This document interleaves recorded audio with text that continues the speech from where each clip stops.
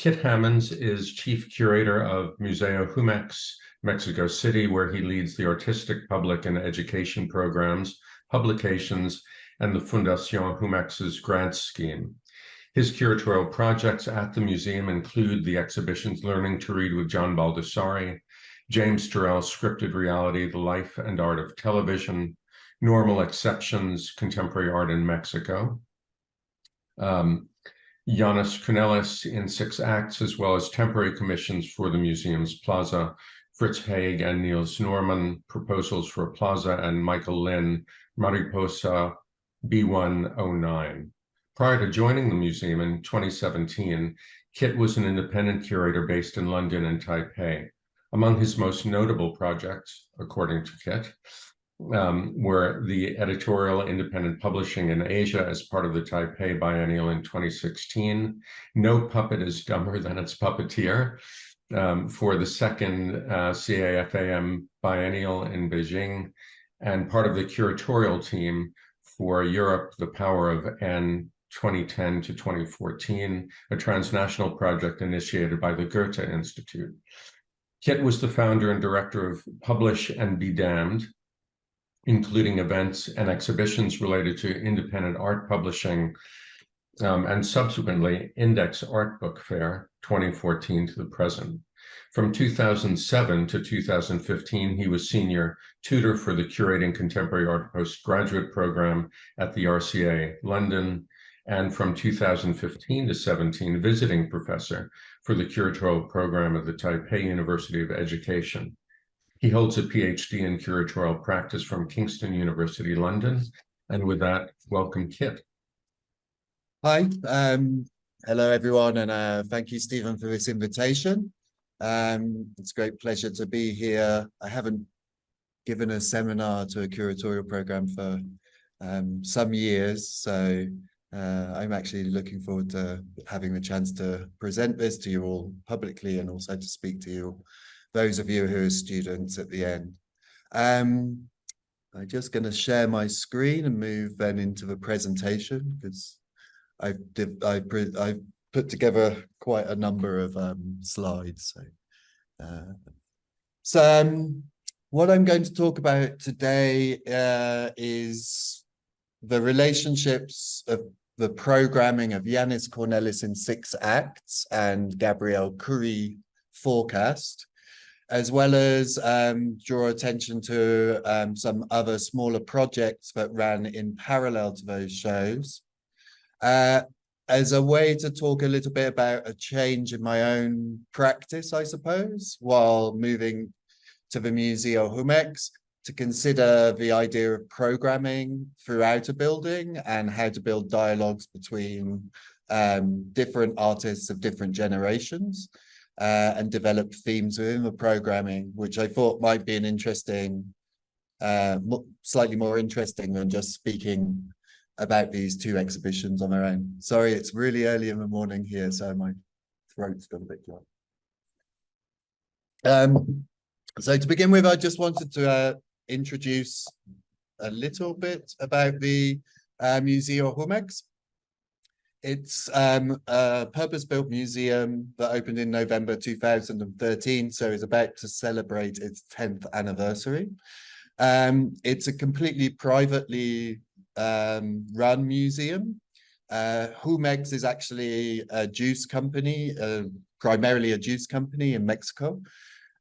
So all our funding comes from the company and the president, Eugenio Lopez Alonso, who is a art collector, who founded the Fundación Jumex, or Jumex Foundation, in the late 90s, as he began to collect art, and with a strong belief that art should be made public rather than just a private collection that remains private. The building was commissioned by David, as with the architect of David Chipperfield. It has 2 main gallery floors. It's kind of upside down, so the top floor is actually the largest, and it's approximately 900 square meters, or I think that's 9,000 square feet. Gallery 2 is a little bit smaller, and both of those are purpose-built exhibition spaces.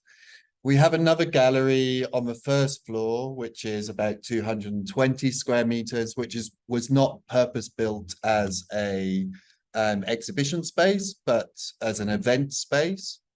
And that's actually almost a glass box, so it functions like a pavilion.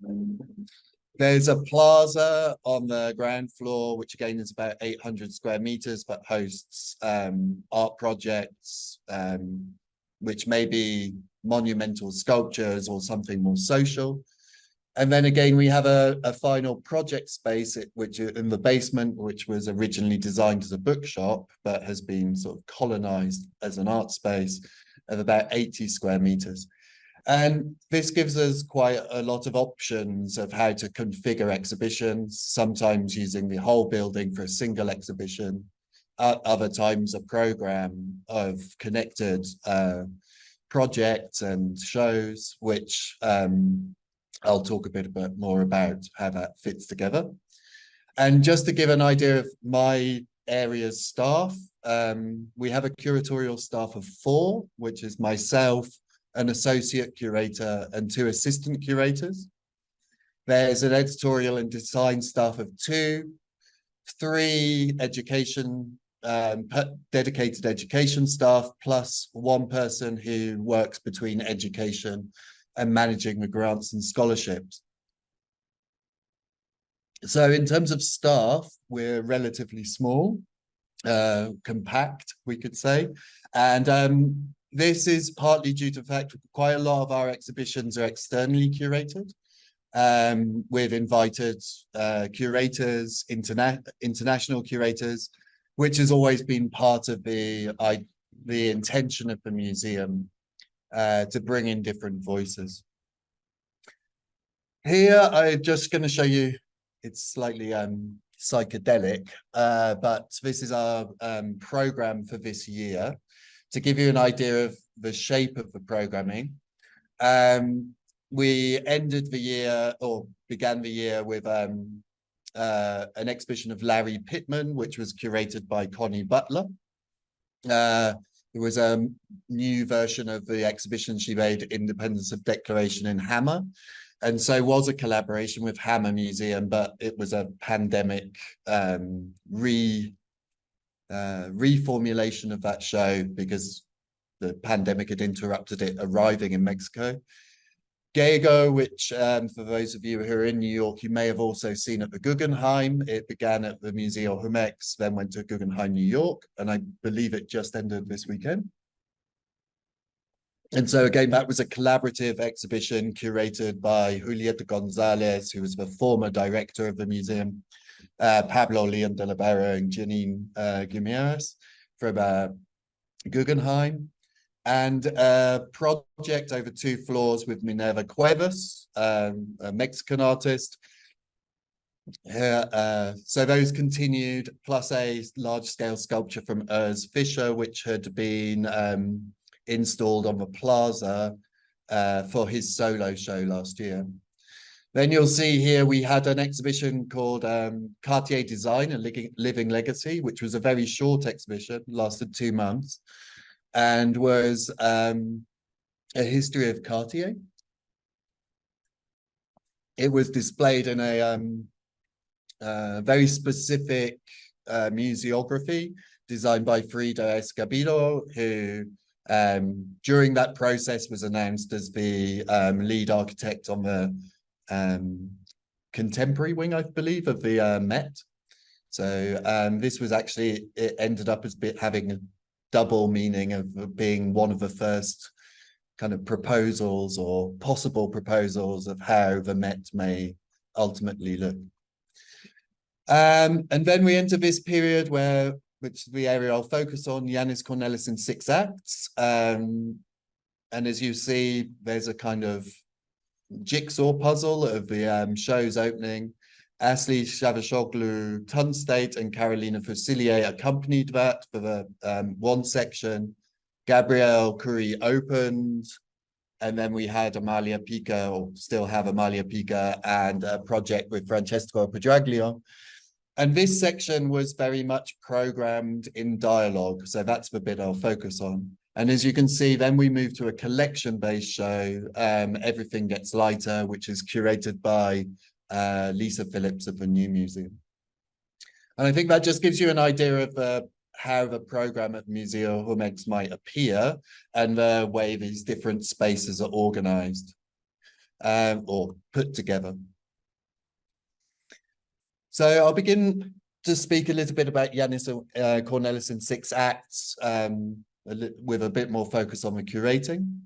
It was an exhibition that was made in collaboration with Walker Arts Centre. So began at Walker and came to us. It's co-curated between myself and Vincenzo Dabellis. And I always insist on saying that the large weight of this project did fall on Vincenzo, in the sense that it had been a project he'd been developing for many years.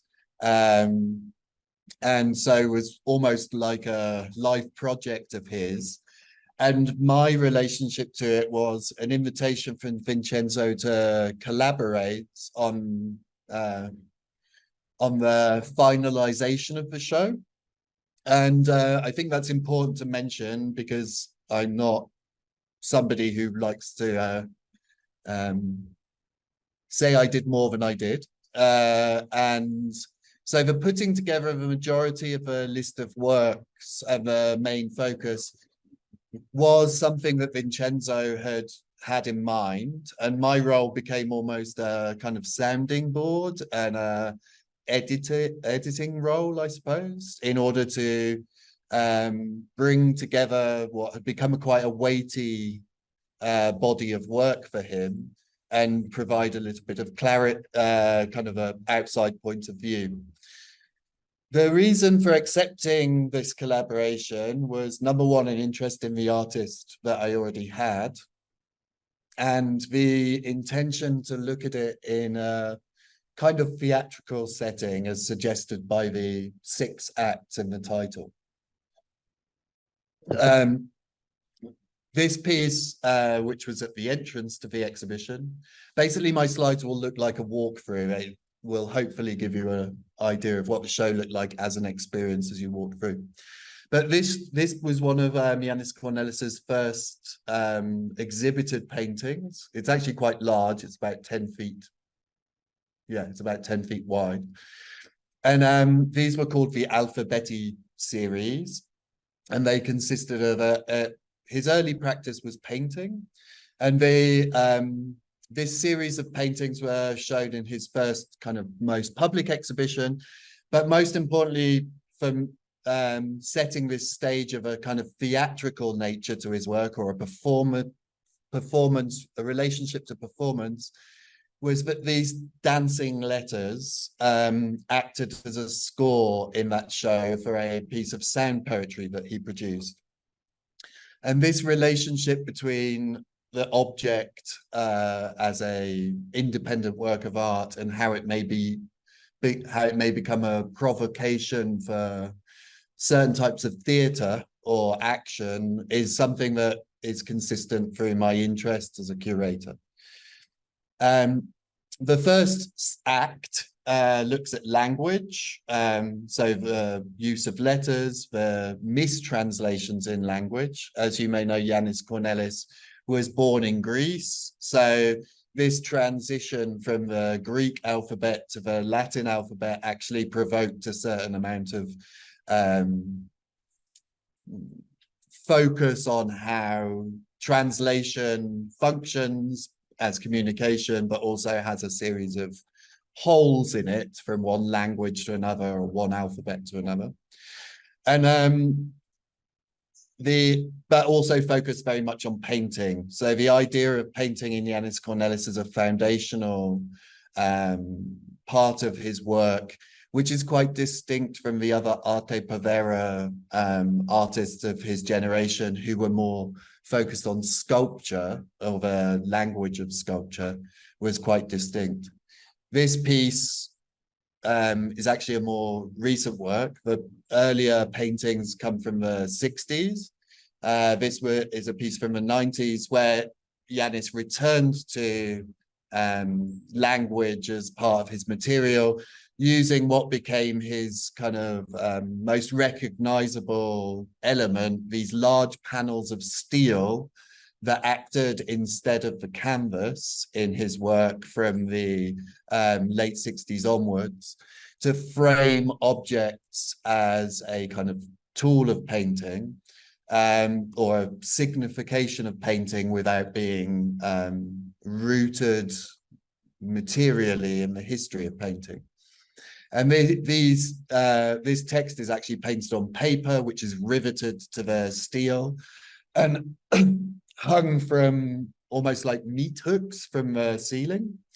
And the relationship to performance or theatre in this respect is that Cornelis mentioned these 5 canvases as being dancing.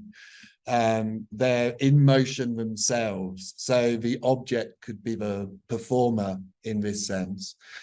And also the contingency of language. So if these letters are dancing, they just contingently happen to spell out the word notte or night. So these were kind of the elements that the show focused on, of how the object could provoke the sense of theatre within the space without necessarily having a performer in the space. And this, I think, is quite an interesting aspect of Cornelis's work, which was quite provocative. Just walking further around, the idea of travel on the one side and connection to classical history was quite significant. In the background, you can see my pointer, I hope. But these pieces in the background are fragments of a boat cut up and hung in front of the canvases. Travel was a very mythical idea for Cornelis, who sometimes referred to himself as Odysseus, who wanted to travel in order to return. And this kind of idea of travel as an odyssey was very much part of his practice. And the Greek sculptural fragments appear in various works, again, to connect to this mythical root, a deep history, in order to create a relationship to the present. Interestingly, these are also casts or models used in art schools for drawing practices, traditional art schools. You can see further works here. So the exhibition just more generally, the exhibition included about 40 works of various scales, international loans. This is from the Tate collection. The table is from the Walker collection. This is another work from the Tate collection. And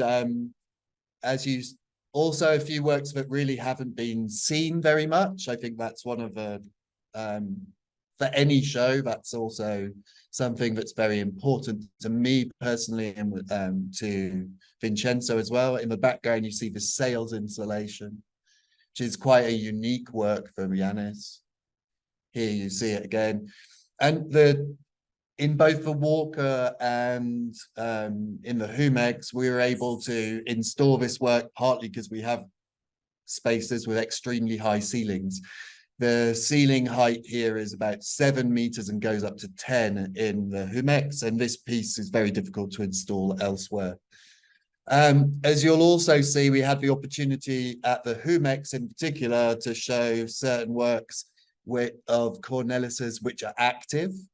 This piece is the canvas is a painting of fire, or made by fire.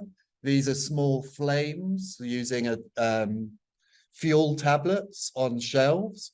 So in this case, the steel frame of a Cornelis, recognizable as Cornelis, becomes a backdrop for something that is living, even if it's not organic life, that of fire, again, linking to a very mythical idea.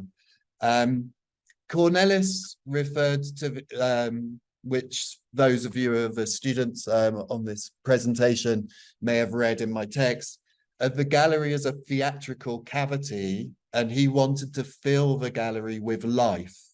But the idea of life could be, as I say, more conceptual, or the idea of fire as a moving element, which doesn't, which embodies this theatrical idea within the space, or the idea that we're within our bodies in relationship to the movement of different elements, what are the very purpose of showing art, if you like. Art should be a living experience. And this was very interesting, I felt, in relationship to the counterpart of in the US of minimalism, which had this theatrical, or the theatrical relationship with the body, but in a very different sense. It was really about the mass manufacture, the materials between, say, Cornelis and Judd. They're not so distinct. They're industrial materials, but the effect is very different. With Cornelis, he's looking at a patina to objects, which give a sense of tactility and connection. With Judd, of course, it's the very opposite. It was to create a kind of impregnable surface of mass manufacture and lack of human interaction, to appear like they were manufactured without the human hand. So this kind of contrast between two parallel investigations, one in Europe post-war and one in America post-war, represented a certain two distinct attitudes which took similar forms but with very different intentions. And Cornelis referred to his work as, in one point, as trying to find, this is not the right wording, but roughly, trying to reconstruct a language for man post-war from the fragments that existed from that, which was very distinct from the kind of American principle of, or the US principle in particular, of trying to build a sense of culture, I would say, in the US for the future. One was acknowledging the past and the trauma, and one was kind of almost refusing that. So it was very specific kind of contrast. The reason I stopped partly on this image, apart from being distracted, was it was an interesting provocation, if you like. This was first made for the Konrad Fischer Gallery in Germany, which had a tradition of showing the Carl Andre, the Richard Serres, the Donald Judd in Europe. And Cornelis seemed like a natural fit due to his weighty materials. But Cornelis, being a little bit picaresque, chose to go completely the opposite way, which is, this is a charcoal line with, again, the plaster heads of Greek sculpture, which was, had the sense that Cornelis was probably quite provocative in that sense. He liked to play with the expectations. So I'm just going to flick through a few more to show you how the show hung together. One of the big distinctions between the way the show appeared at Humex and in Walker was the Walker galleries were structured as 6 separate rooms, each with its own focus. Our gallery is a one large open space in which temporary walls can be constructed, but as you can see, the ceiling doesn't lend itself very well to separating off into rooms. So in my case, I broke that linear reading, or it's not fair to say the Walker show was linear, but the kind of idea of the experience as going room to room into this much more, into a series of fragments, if you like, and worked very close with Cornelis's former studio assistant and his former partner to try to construct the show in a way that would be similar to how Cornelis himself would have constructed the show. So it's not so obvious from this photo, but this piece, which is a bed covered in raw wool, was actually very close to this wall, which has a series of soot marks from flames, which were used to construct this mural. It's kind of a mural. And this sculpture, which is a circle of coal and pieces on the wall, all from very different periods and all slightly awkwardly, if you like, put together. And one of my personal approaches to curating in the space is to, particularly with artists who have passed, is to try as much as possible to use their own aesthetic within the creation of the show. So you got quite strong contrast rather than a kind of, in reality, it was one big act rather than 6 individual ones. And also just to kind of draw to a close this walk around of Yannis Cornelis, this was a piece that was, again, very important both to Vincenzo and myself. We were lucky to show it as it had kind of almost disappeared. It was originally made for the Sonnabend Gallery in the mid-70s, and it was fortunately found again in their basement just as the checklist was closed. It's a piece which had performance when it was first shown, and we had the opportunity to reinstate that performance. The 2 boxes, one contains fragments of music that a flautist plays. They're very short fragments of Mozart. And the other contains mirrors and a character holding the mask of Adonis in front. No, sorry, not Adonis. Yeah, maybe it was Adonis. I might come back and correct that. No, sorry, it was Apollo. I've remembered now. In front of the face within the box. Cornelis originally performed this once during the opening of the show in Sonnabend. In Walker, it was presented once in the opening. But at the Humex, we presented it once every couple of weeks, almost as a pop-up event. So it wasn't announced as a performance, but what would happen is these 2 actors, if you like, would come in and then the gallery would be filled with sound. And this would happen at different times so that we could cover different audiences. I'm very strongly committed to not just presenting things at openings, because I want our general public to experience that possibility, even if obviously it wasn't a continuing performance for the whole way through the 5 months.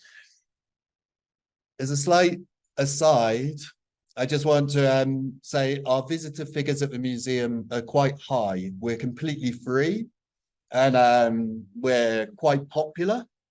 So this Yannis Cornelis show had 242,000 visitors, which is pretty high for a Yannis Cornelis show, who's not necessarily the most famous artist here in Mexico, although had produced 2 projects in the past. And so one of the other intentions, which I may talk about a little bit more later, is how to program related to that kind of footfall in order to bring a very general public closer to works that Yannis Cornelis and Curie can be a little bit challenging. They're not necessarily traditional art for the general public. They're still quite niche, you could say, in terms of their relationships. So this was one other piece, which was hung at the exit. This is a floor plan. It actually wasn't the final one, but the original planned one, just to give you a sense of how the space we've just walked around looks. We entered here, walked around here. This is the Notte work. Then we passed around here to the sails. This is one of the murals. And then we've exited here through the performed piece. I also just wanted to give you a sense of the gallery space through doing this, and also kind of a different orientation. The grey marks are temporary walls, and so this space is completely open. in architecturally. And one of the great benefits I have is I can build the walls to match the work rather than make the work fit the walls. So all the mural works, the walls were built to fit the pieces.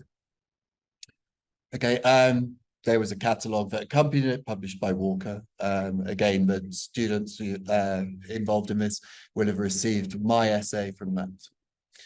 And also, to give it a sense of a public program around that, we also invite artists to mediate our shows. We have the traditional curatorial walk rounds, but we invite artists to almost perform in the space as a form of mediation and connection to the contemporary art. This was by Mexico City-based artist Valentina Diaz. Sorry, I think I've misspelled her name, it's Diaz. But who's from Argentina. And she took inspiration from different elements of the show for a performance with the lights out in the gallery. So that rounds off a kind of overview of Yanis Cornelis, but the two other shows I mentioned, which sat in dialogue, Ashley Shavashoglu, this is in the first floor space, which I mentioned was the kind of pavilion-like space. Ashley Shavashoglu is a Turkish artist, but the work was produced in Mexico, or nearly all the work was produced in Mexico following research of materials in the Sonora Desert.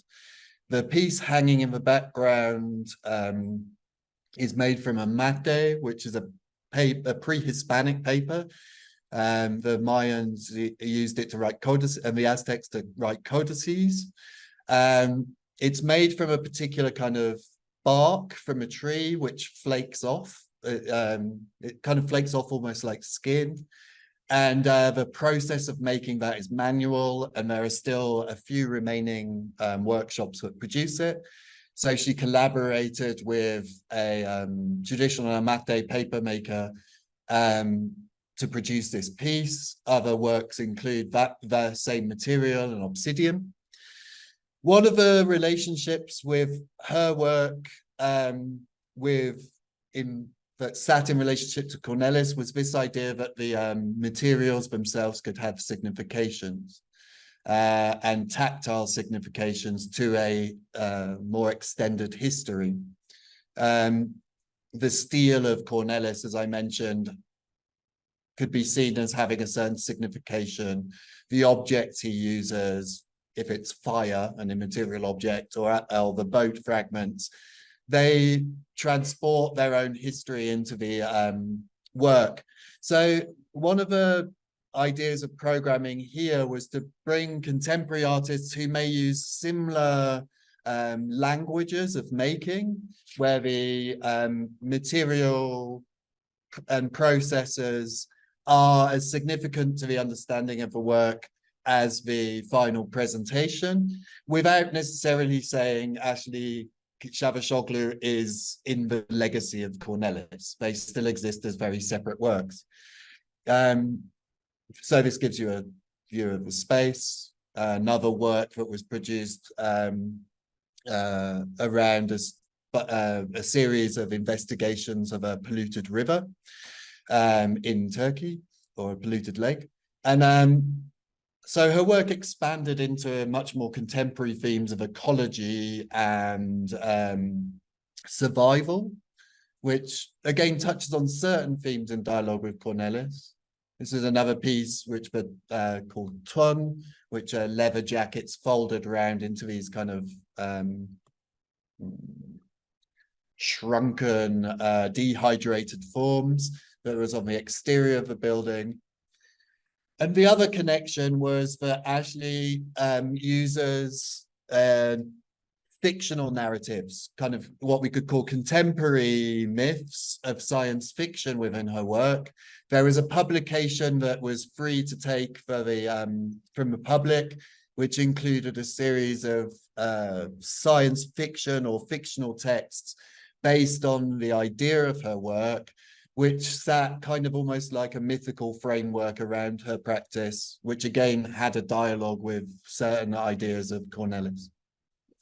And the other smaller exhibition in a project space was by Carolina Fusilier, who coincidentally is another Argentinian artist based in Mexico. And it was called Mercurial Currents. It consisted of a video installation, which was kind of the rushes of a work she was already producing, around, again, a science fiction kind of narrative around economic collapse in Argentina, in relationship to her father's experience of having previously worked in the stock market.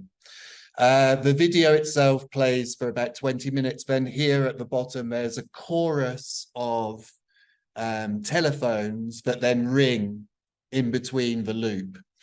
You can just two different images of that same work. There's quite fantastical images within that piece. Interestingly, for those of you again in New York, this film was selected for the New York Film Festival. So in October, it'll be presented in one of the programs there.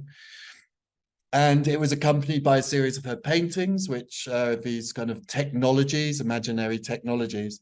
So again, there was certain overlaps in approach with Cornelis, the fictional, the idea of a collapse or a trauma, and the relationship between painting, sculpture, and other media, and the performative or the theatrical itself. We commissioned Carolina to produce a performance piece in public space. This is actually in front of a corporate building of Jumex, to accompany her show, which was based on the movements of the gestures people use in the stock market. Just give me a second to catch up.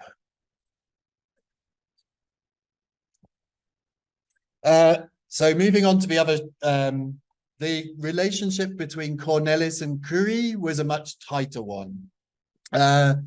Arte Povera had a kind of impact on a certain generation of Mexican artists, the kind of Gabriel Orozco and his and a group of younger artists, Curie, Abraham Cruz Villegas, Damian Ortega in particular, who had participated in a workshop, a regular workshop with Orozco to develop their work. And the materiality of that generation of Mexican, or that group of Mexican artists, had drawn from their ideas of Arte Povera, without which was seen at a distance. There hadn't been much Arte Povera presented in Mexico.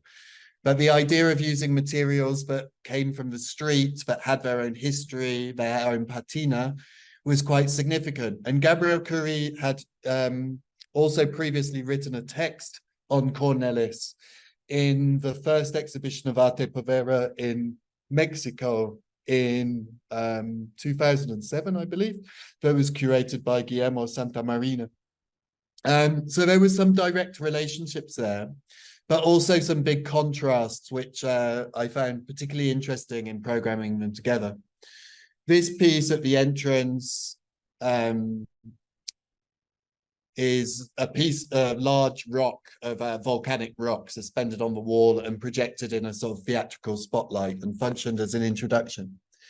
In this case, it's an exhibition I curated, but again, it was very much led by Gabrielle in certain dialogue, and I was contextualizing that work.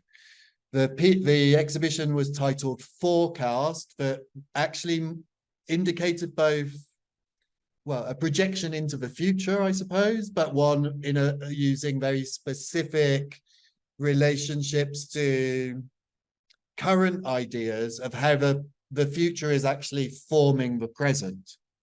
So it's quite an inverse idea of Cornelis in one way. And that appears in meteorology, the prediction of the weather, but also behavioral economics, which looks at certain deferrals in the present into the future. All these are quite specific theories, but to be honest, me and Gabrielle don't understand in depth.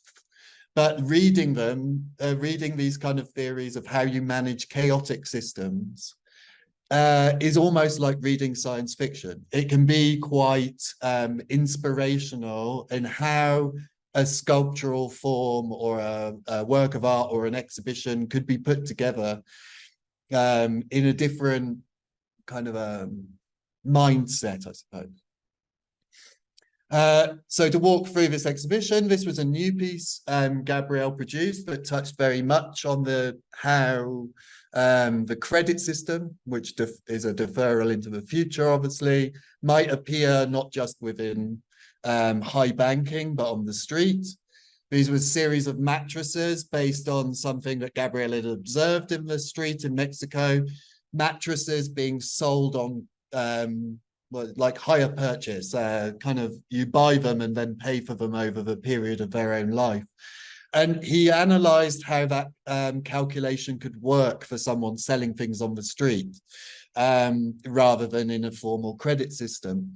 And all the elements actually explain or graphics that based on those calculations. And they're hands painted by sign writers. So on the street, the mattresses are covered with their own advertising. And those are hand painted on the plastic that wrap the mattresses. So there's a slight tension between the body in a very intimate space of a bed and this interaction with a kind of credit system, which seems very disembodied. Here's some other views of the exhibition. You can see another kind of everyday interaction that mediated through economy. This is a tip tray produced on a large scale with a kind of representation of coins scattered, almost like a constellation, an accidental constellation.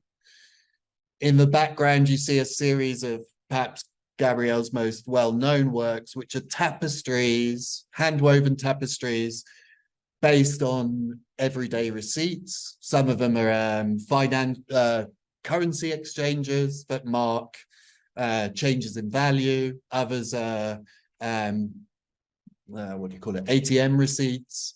And there was others which were dry cleaning bills, another which was a lottery ticket, which was bought as a fraction of a lottery ticket. So they're very specific moments of interaction that have happened within Gabriel's day-to-day life that have been memorialized, if you like, through the extremely long labor of these tapestries being hand woven.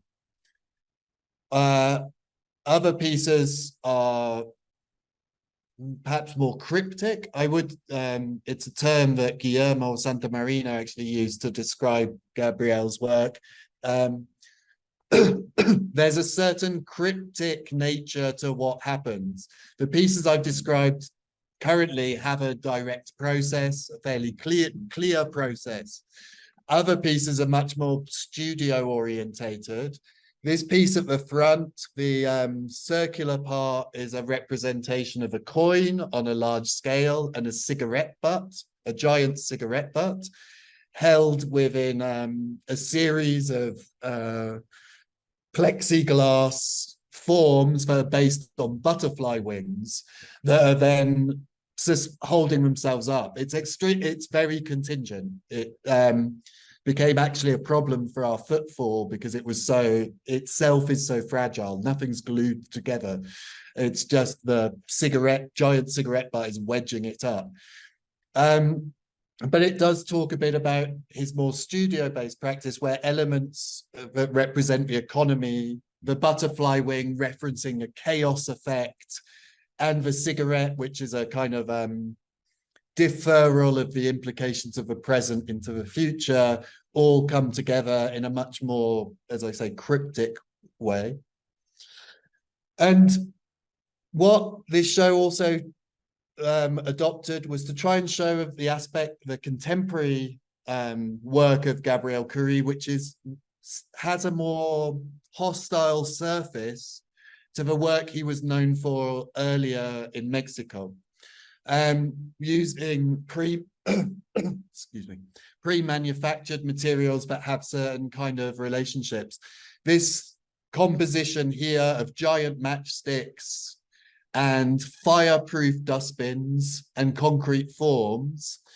The idea of a fireproof dustbin, something that's all ergonomic, is protecting against a risk in a future, but is also just a manufactured, almost anonymous object, is quite distinct from the earlier arte povera inspired work, which took objects that had a patina and a history into a much more kind of corporate language and corporate material.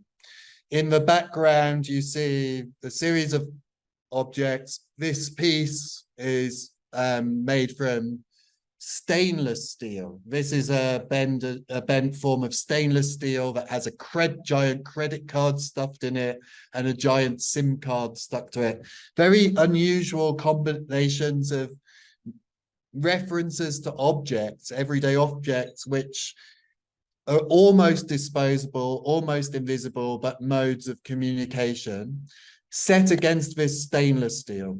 So as I mentioned, one of the dialogues we had between the two shows were like this Cornelis steel structures, which have a tactility to them. They're all beginning to corrode.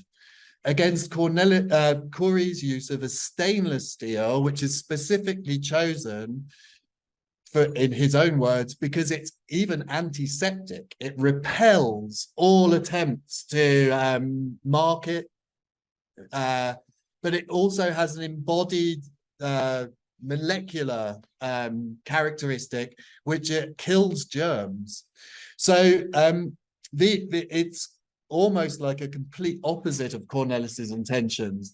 How can we use a material or for its inherent properties that give the impression of being repelled, yet still talk about public space, because this material is used all around us. It's a material that surrounds us exactly because it's kind of almost antiseptic. It's a very it protects us, yet is hostile at the same time. So there were certain very niche elements within those relationships that showed that were intended to show a contrast between a late modern, early contemporary, post-war artist dealing with ideas of globalization, incorporation of the world early on, to its results in the contemporary present, when the economic sphere is ubiquitous, we could say, or these kind of forms of control and deferral into the future are ubiquitous. I know that's a little bit cryptic in itself, but those of you who've read the two essays might be able to see what I mean there in the exploration of how one way of dealing with this would say, what is an arte povera of a world where everything has been moved away from the physical into systems, social media, economic credit systems, and communication. So our everyday life is not related to objects as such, but more to symbols and an immaterial space. This piece is a site-specific installation. This glass box is actually part of the museum. The second floor gallery has a terrace built onto it. And Gabrielle chose to turn this into a kind of large vitrine. It has a series of bank signs, nearly all of which contain allusions to stars and constellations. They're hung on a raw plasterboard, what's it called in the States? Sheetrock wall that divided that space. And in the center, you can just about make it out here, is a plastic bag of water. And for Gabrielle, this is a kind of landscape, a very specific landscape where the background, the horizon, is an economic field rather than a distant point. And so it's almost like a schematic or a diagrammatic landscape rather than a representational one. And so there was one work in the show that was not by Gabrielle, which was a Dr. Attle drawing. Dr. Attle was a modern Mexican artist and, well, certain polymath and an expert in volcanoes. His paintings were of volcanoes, but he also was a volcanologist. And this drawing is actually a schematic. Sorry, I hope that noise in the background doesn't say, of how the eruption takes place in a volcano. So volcanology as well is a predictive science. It's designed to look at chaotic system and try and predict and protect. So, and this was shown in this very old Victorian fashion, partly to protect the light of the work. This was a Victorian method of protecting drawings in museums, and sat directly opposite this this piece of forecast. So there was a kind of dialogue and a large space which was empty between them. And so the museography and the artistic proposal were very much aligned in this exhibition. You can see here the dividing wall, and again, another form of landscape, which you see from the museum. You could see many other corporate signs in the cityscape at the back, and in the background, the mountains that surround Mexico City, which are volcanic mountains. And this element, another museographic artistic relationship, which was a large scale this cabinet with smaller works by Gabriel, which normally in a museum would be on a pedestal, which were deliberately, he didn't want to place them in a pedestal. So instead, they're at tabletop height within a kind of photographic infinity form, so that you couldn't see the corners. I mean, you could, obviously, but it was like a gesture that there was the curved corners at the back would place bi-dimensional work on the wall and the sculptures into the same plane, as if floating. You get a view of it from the front. To again bring dialogue between works, again, many of which referred to forms of protection against the future, these giant bag tags with best before dates, or constellations. Again, constellations within what we now call horoscopes, or forms of prediction, and economic models, but also works that, as I say, were more freely created through different materials. Gives you a detail of that. This rock, for instance, was pinning down a series of lottery cards. And again, just to give you an impression of the overview of that. Again, we've walked in here, walked around here, around the back, and then out here. This is the niche. This is the forecast work. Some of the things changed in the installation. But, and as you can see, this is actually an element of the museum, which was a terrace, which I'd mentioned before, shaded off. So this isn't a perfect representation of a show, because this space was actually completely void of work. Oh, sorry, that's completely void of work. To bring the dialogue between the, what do you call it, the Dr. Atl and the landscape, which was quite a shocking space in terms of exhibition layouts, to have a very densely populated spaces and then a large open space. It doesn't conform to that idea of kind of almost an even paced exhibition. The show was again accompanied by a publication that was co-published with Moose magazine. This is the cover and some examples of the pages, which sought to do similar things. So as you can see, this is one spread and this is the other. One work is split across two spreads. And again, accompanied by not just my own essay, which is more curatorial theoretical, but also fictional text that we commissioned Gabriel Jauregui. I can't pronounce her name, it's really bad. Which was a kind of fictional and inventive poetic reading of Gabriel's work. Am I running out of time, Stephen? Have I overrun, or am I doing okay? It's 9:58, so we're here. Okay, so I'm just going to very quickly skip across the other two to get there. Alongside, we had Amalia Pica's work, which I wanted to place in this because it was a very deliberate intention to bring participation or involvement for the public into the experience of the artwork. This was a bureaucratic exercise, if you like, as you entered the gallery. You had to fill out a form to enter into this labyrinth that was filled with the shredded dead archive of the museum. And it's a very popular experience, even if it's a slightly strange theatricized relationship. It was accompanied by other works which can be participated with, these clickers. You counted yourself into the show. So Amalia was kind of inverting the roles to a certain extent. And another piece by Francesco Pedraglio, we have a library, but it's not publicly presented.